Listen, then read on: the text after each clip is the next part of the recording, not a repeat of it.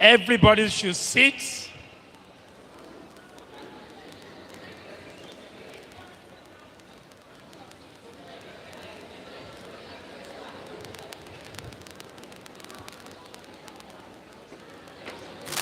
Everyone should have his or her seat. Quickly, you want to see a short clip on dinner etiquette,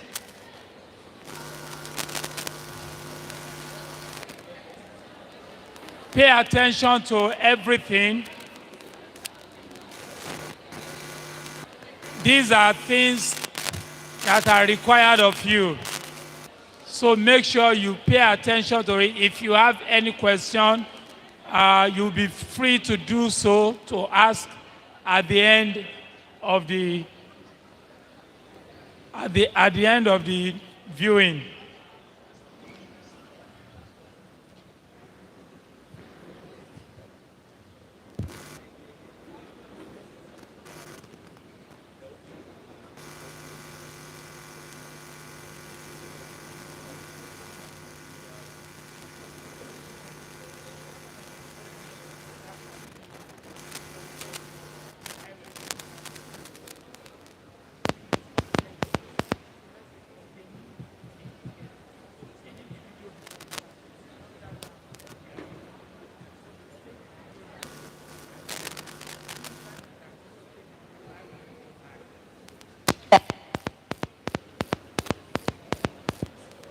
Out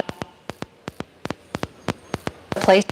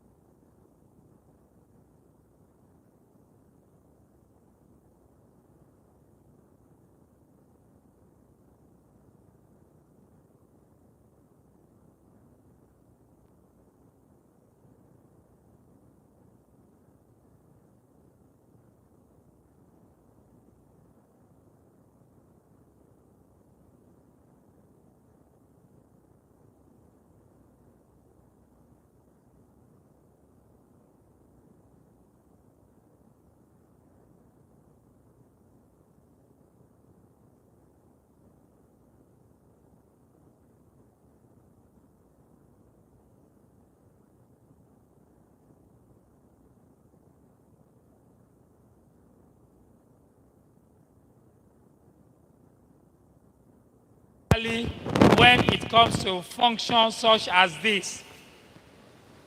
So that is the more reason why I would like you to see that clip first before you go on to any other thing. Because there will definitely be one or two things that you will learn from it, which will come in handy and be useful to you in the course of this program. I just want to say a few things. When we have a program like this, we want to thank God that this is the 4th edition of Principals Dinner. It's the 4th edition.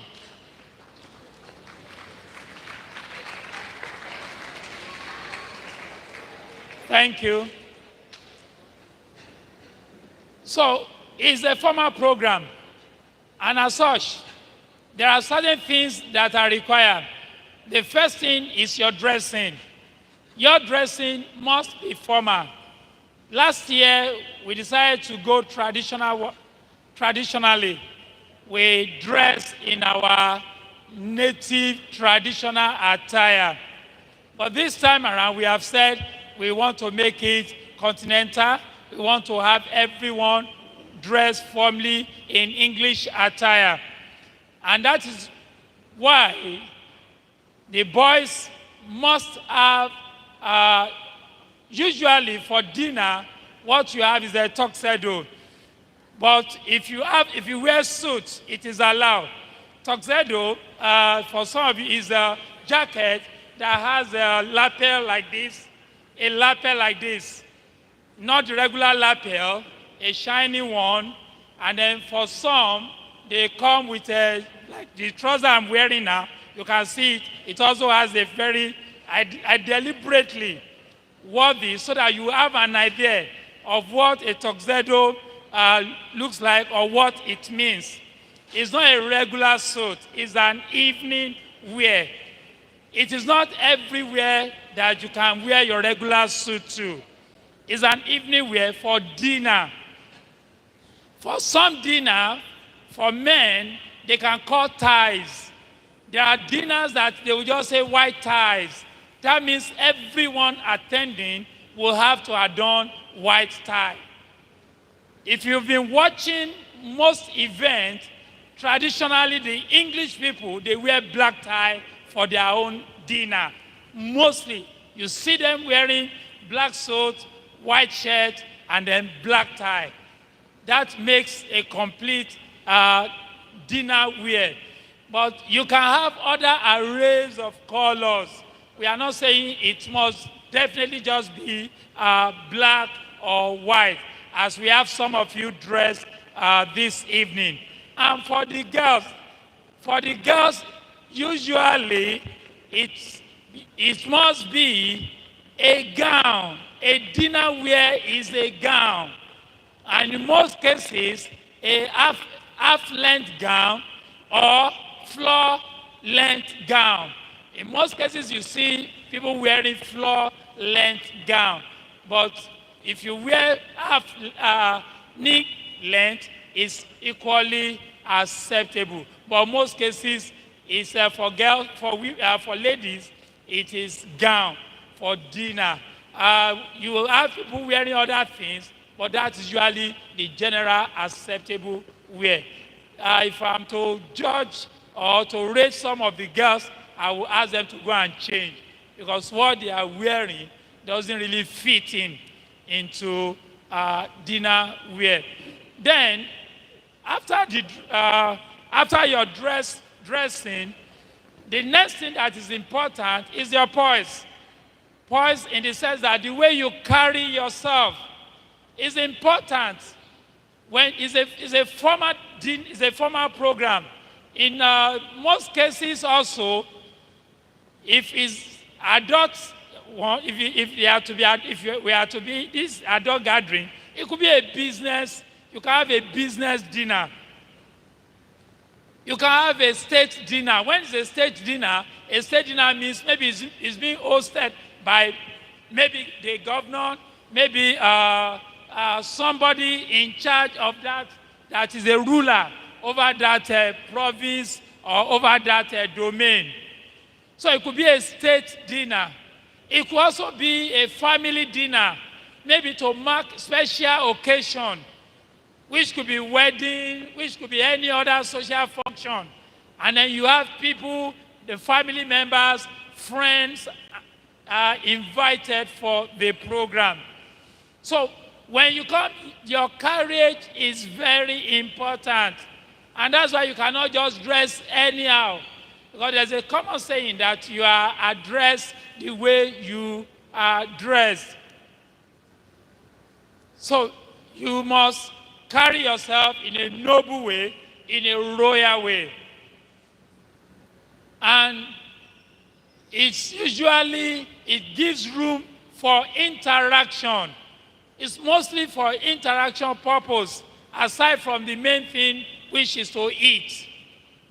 And you must have knowledge of things to discuss, ranging from politics to sports to social events, things to engage your whosoever that is around you in. It's not a place where you come and you'll be talking and shouting on top of your voices. No. You talk in a hush tone, at least that it's just you and the person you are discussing with. Then when it comes to the meal, depending on the dinner, you could have several courses dinner. I've read of about 9 courses dinner, 9. Imagine 1, 2, 3, 4, 5, 6, eating different things until 9. You could have 7, you could have 5. The one we have in this evening is 3. Which comes with the appetizer, the main course, and the dessert.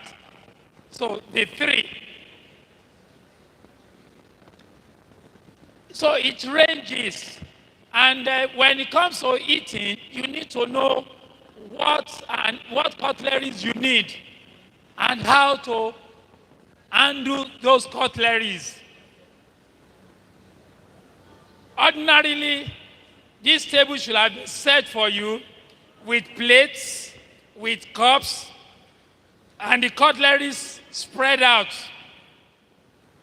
Sometimes you may have up to 3 different kinds of spoons, 2, 3 different kinds of forks, then about 2 different knives also, and they will lay them out in that order.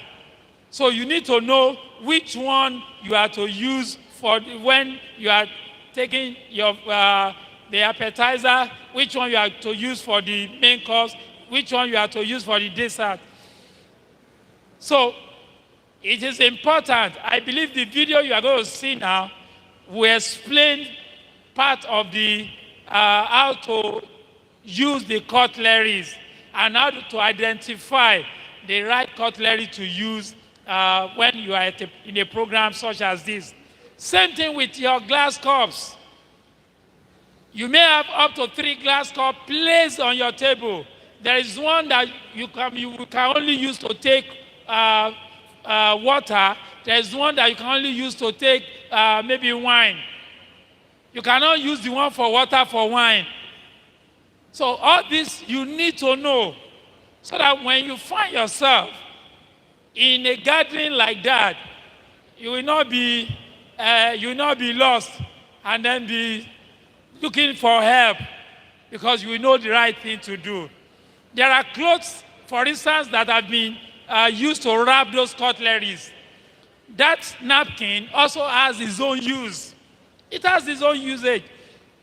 For instance now, for ladies, they tuck it into their whatever, and then so that when you are eating, any debris that fall from your either cutleries, at least will not stain your clothes. For some, they will just rest it on their around their waist to their lap, hip, thigh, and then they're good to go. So all those things you need to learn. So I want to believe that you will learn some of this from this video clip you want to see. So please pay attention. We may not be able to see everything this evening because we are here to eat. And I know you are hungry. And some of you are already salivating. So just pay attention to the one that you see. And then when we get to the stage of eating, you must be able to apply those things that you have learned. So have a lovely evening. Enjoy yourself. You are all looking nice. You are looking elegant. I quite appreciate your parents, at least for having dressed you so well. So God bless you. Those of you that didn't really bring your dinner wear, please next time, always ensure that you have the right attire for this occasion. God bless you. Enjoy yourself. Etiquette, and we are talking about dining etiquette. We're going to talk now about the placement and the use of utensils. Utensils are set in the order that they will be used according to the courses that are on the menu. Going from the outside in toward your main service plate. Spoons and knives are on the right, forks are on the left. This place setting would tell me that my first course is going to be soup, and this is the grip that I would use on a spoon. A spoon is held like a pencil. We'll talk in a minute about eating a soup course. There are two grips to remember about using a knife. A knife can be used as a cutting implement where your index finger is placed on the joint between the handle of the knife and the blade of the knife, and it is used to cut something like meat, the entree, vegetable. A fish fork is the only exception to that rule. If there is a fish knife in your place setting, that knife is held like a pencil.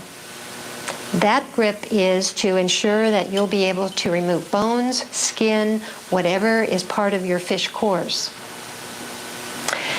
There are two styles of dining. There is the American style of dining and the European style of dining. The United States is probably the only culture in the world where we switch our fork and knife after we've made a cut and we're trying to eat the food that we've cut. To demonstrate, in the United States, we will hold our knife and fork in this fashion, pivot our wrists, make the cut, place our knife to the top of our plate, switch the fork to our right hand if we're right-handed, and take the bite that we've just cut. And we do this switching back and forth many, many times throughout a meal. European dining means that you are using the same grip for the utensils. You've made the one cut at a time, but you leave the knife in your right hand, you pivot your left hand, the food comes to your mouth. Your wrists are resting on the edge of the table. You do not need to put your knife and fork down between bites. The only time you do put them down is when you are going to take a drink of a beverage or you're going to have a bite of your bread. Let's talk for a minute about something called the Silent Service Code.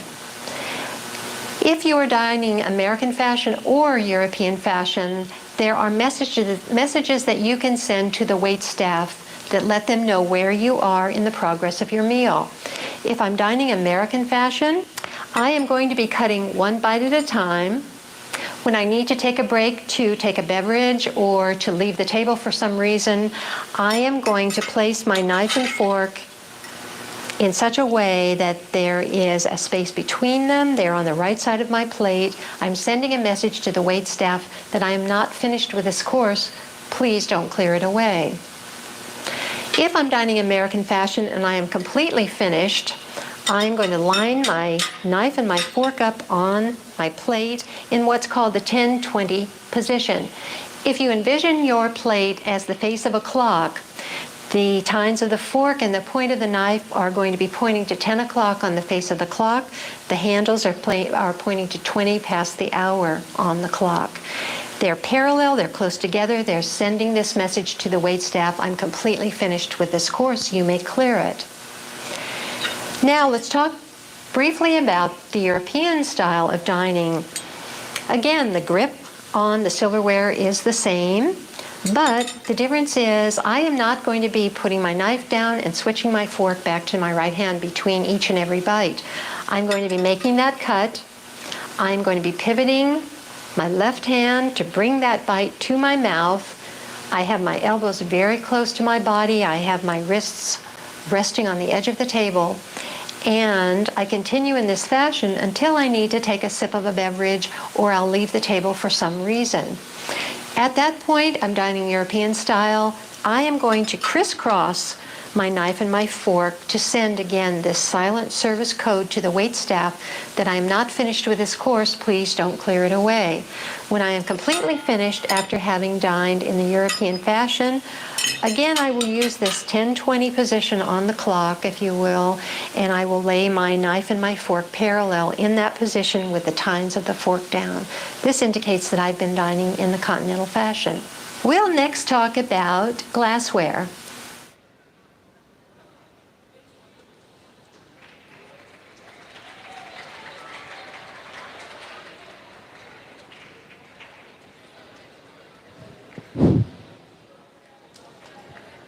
For boys, there's something also that you need to know. If you're wearing a jacket or a suit and you are sitting down, you unbutton. When you stand from your seat, you button back. It makes you to be in a relaxed mood. When you are sitting down, you unbutton your jacket. That's the formal way of wearing your jacket. As soon as you stand, possibly you are called to go and deliver a speech or you are leaving your seat, then you just button it back again. And if you get back to your seat, you lose the button again. So you need to know that. The short clip that we just saw emphasize more on how to use our cutleries. That is, how to handle the fork and the knife. Most cases, as you have seen displayed, your fork is not in your, if you're a right-hand person, your fork will not be in your right hand.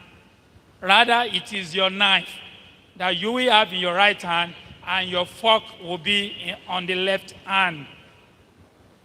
And you have been told, you have been shown how to handle both the fork and the knife. There are different ways of handling, but for some, you can hold this way, It's on your hand, you hold with 2-3 fingers, and you are good to go. When you have, maybe you haven't finished eating, and you need to maybe use the washroom, there is a way in which you must position your cutleries so that the waiter will not pack it. That will show that, oh, you haven't done eating. And it's usually at an angle called 430. 430. So you hold it, you arrange it that order. Anyone that gets to it will know that you have not, that you haven't done eating, that you're still going to continue with the food. And if you are through with your meal, then the cutleries are placed together in the direction called 10-20. That is 20 past 10, pointing to 10-20. The two cutleries positioned together in that order. If the waiter gets there, they will know that you are done. Even if there's still food there, they will pack the plates. So these little things we need to know. When you are eating, your hands, you are not meant to put your elbows on the table. Your elbow must not be resting on the table when you are eating. There is Though I don't usually subscribe to it, and I don't usually teach that. I think it's the American. If for any reason they don't want to use the knife, then they place the knife, they place it at about on the plate, just towards the tail end of the plate, and then they transfer their fork to their right hand, and they continue eating. And when they need the knife again, they pick it from there on top of the plate, just at the base end, and then from there they continue with their meal. So all these little details you need to know. So we're getting near to having our meal now. We would like to see you in action. So I'm going to go. Some of us will be going around. So nobody should put knife on the. Use both your fork and your knife, and use your napkin. So we want to see you using the cutleries the proper way for this particular event. Thank you, and God bless you.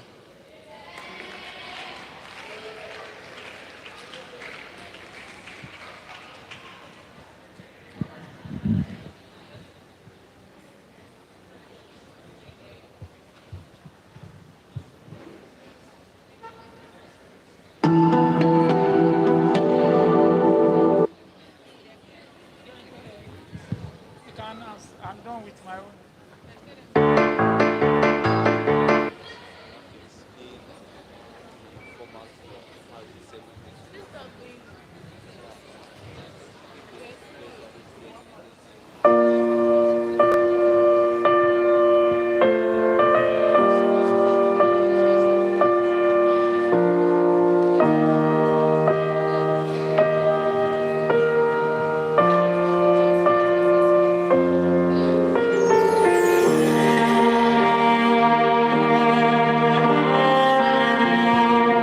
Okay, it's time for the first meal.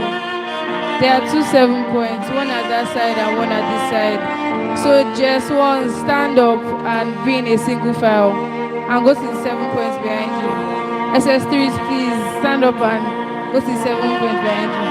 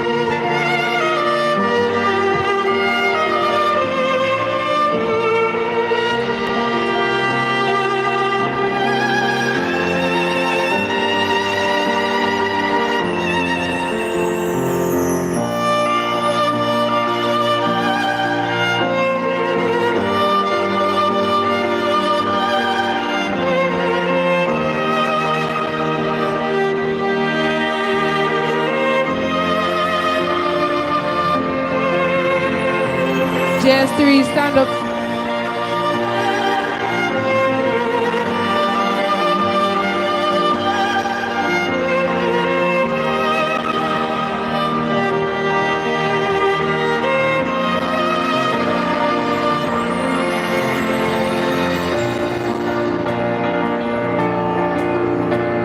JS3, stand up and go to the 7 points behind you. JS3, stand up and go to the 7 points behind you. Line up.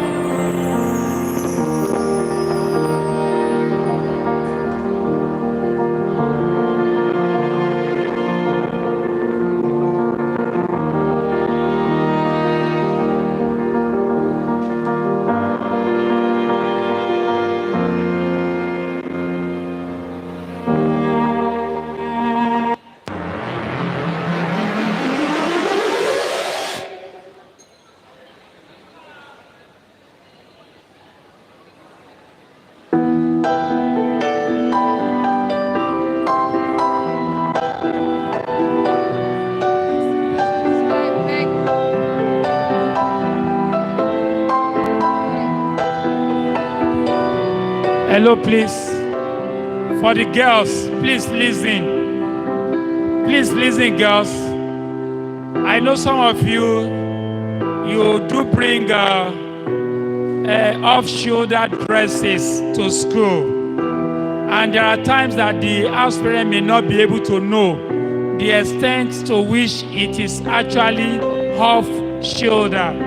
But when you are wearing it, please always ensure it's on your shoulder. I don't see any child dressing half naked. If I see you wearing off shoulder and I can see your shoulder, I will ask that you remove the dress. In CRC, when you are wearing your off shoulder, you pull it up. It must be on your shoulder, not below your shoulder. It must cover your shoulder. That is the only acceptable way of wearing off shoulder in CRC. It must cover your shoulder. God bless you.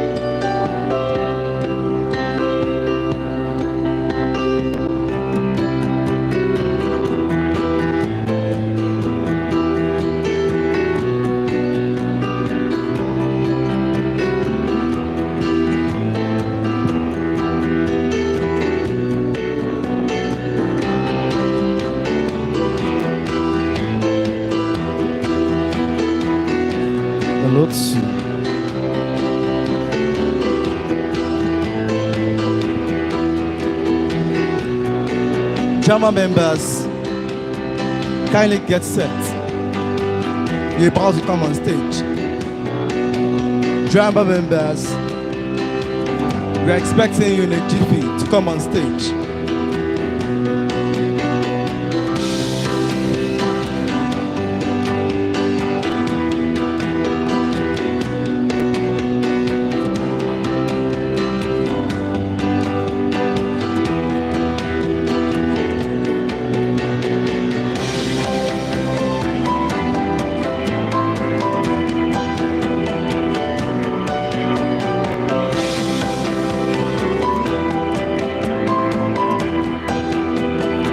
SS1, you can now go for your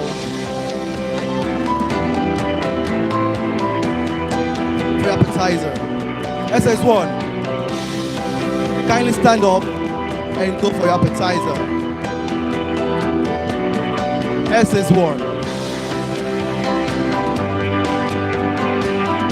kindly walk majestically like a queen and a king and a prince that you are.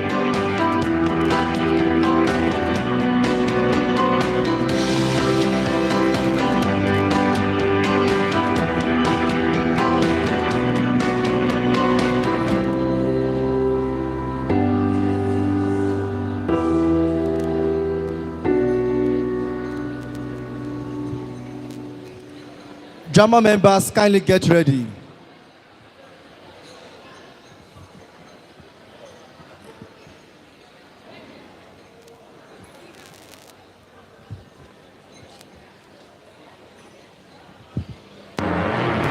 SS3, kindly come here. Some tables are empty over here, please.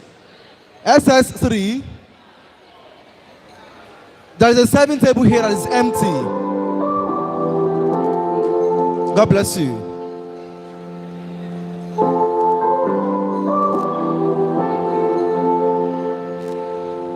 Drama group, kindly get ready for your presentation.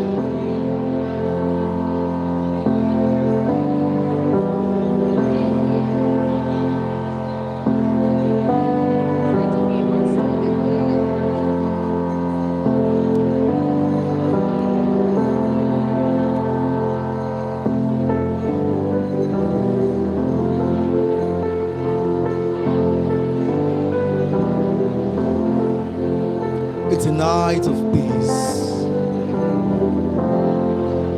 a night of glamour, a night when nobles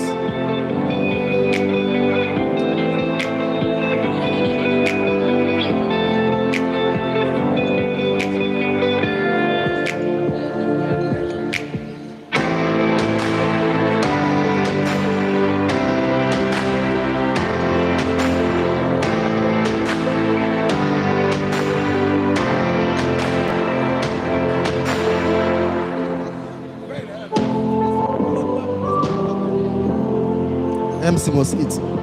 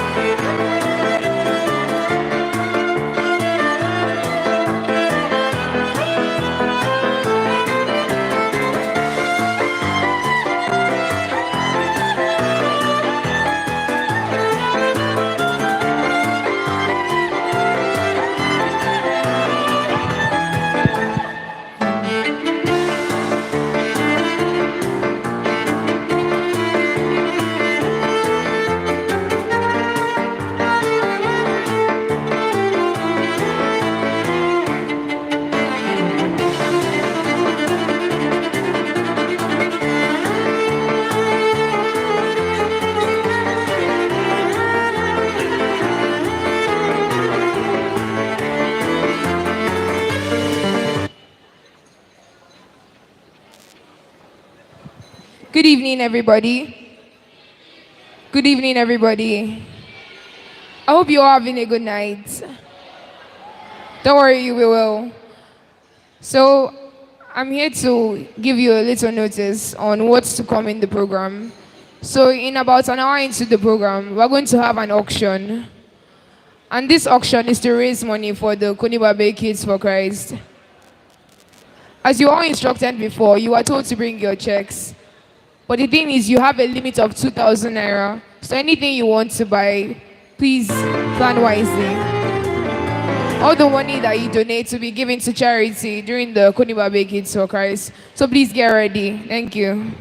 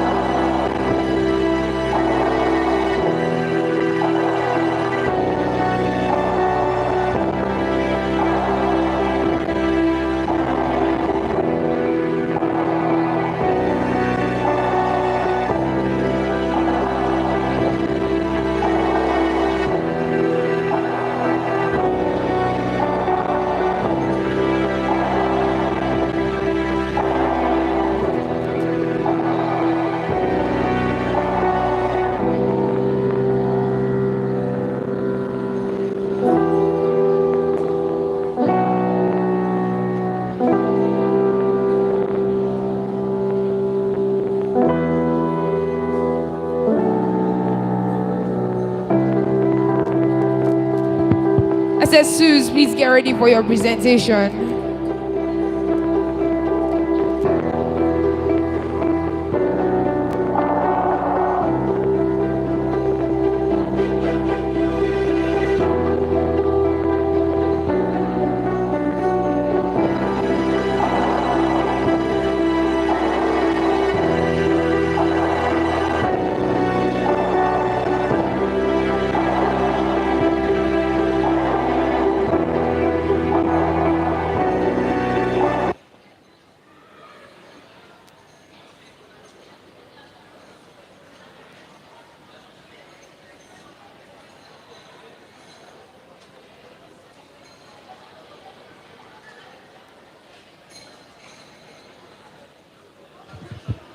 I said, Suze, get ready for your presentation.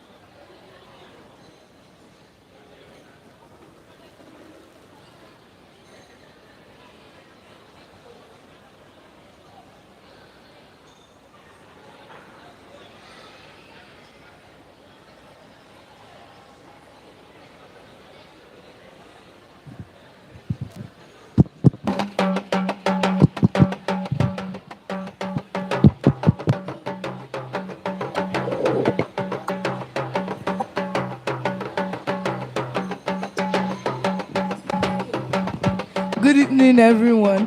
The SSU government class is here to present a drama on the Yoruba pre-colonial era. Please sit back and enjoy. Are you narrating?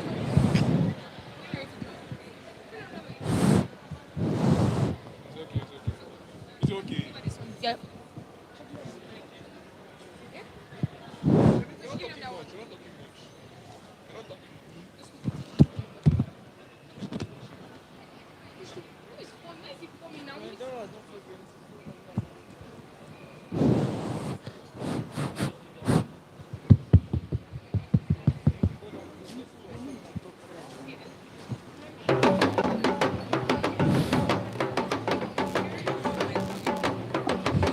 In the Yoruba kingdom, the Alafin is in his palace with his wife. Ọkọ mi, mo fẹ́. Ọkọ mi, mo fẹ́ lọ. The wife then exits to go and have a meeting with the women's association. Ọkọ mi, mo fẹ́ lọ bá women association. Okay, Malo.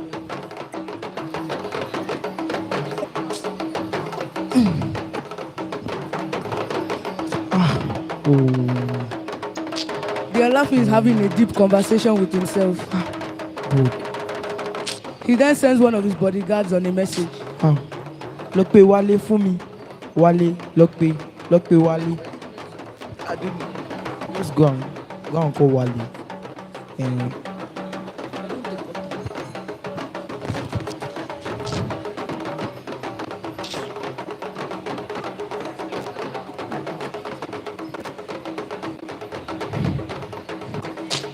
This dream is.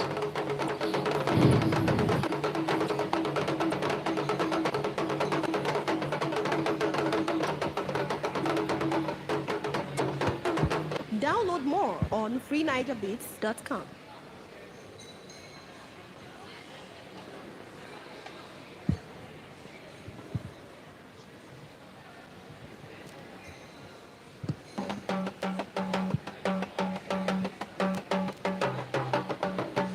The Ààrẹ Ọ̀nà Kakanfò, the commander of the great army of Oyo, then enters. Báwo ni? Oya, ẹ máa lọ. Mo fẹ́ sọ̀rọ̀. I want you to go for a battle in Ife. I know you are a great commander. You can conquer battles, right? So if you do this for me, I know I have a gift for you. So you don't need to tell anybody. Don't tell anybody. You go on your own. You fight the battle and bring back victory. Yes, sir.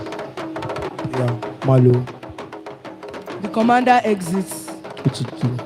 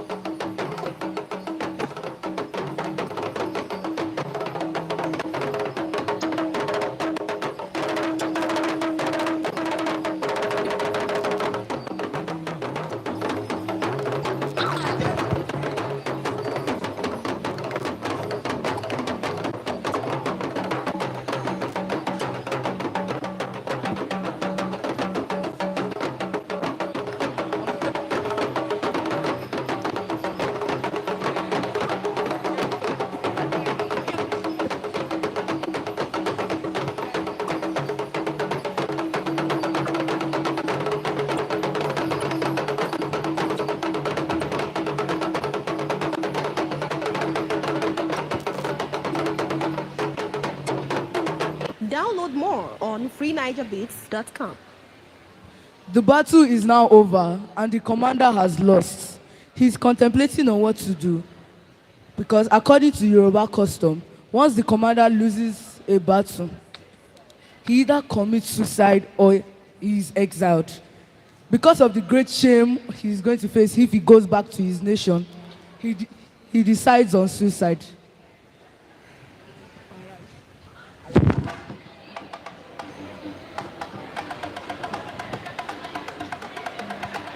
Two members of the Oyo kingdom are on a journey to Ife.